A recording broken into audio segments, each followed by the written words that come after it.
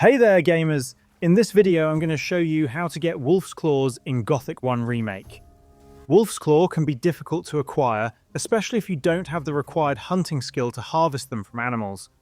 It's also a required item to unlock magic. First things first, stand in front of Thoris, then turn to your right and follow this linear path. Keep walking until you reach the south entrance. Just before the turn leading to the south gate, you'll see a guy named Mordrag sitting outside this house. Interact with Mordrag and ask him to show you the goods.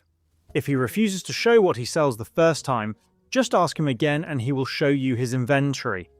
Here you can buy a selection of goods, but what we're focusing on is this wolf claw right here. This single wolf's claw is enough to unlock magic from Torres later in the game. And that's how to get wolf's claws in Gothic 1 Remake. Please do drop a like and subscribe, it really helps the channel grow, and I'll see you in the next tutorial. Thank you so much for watching.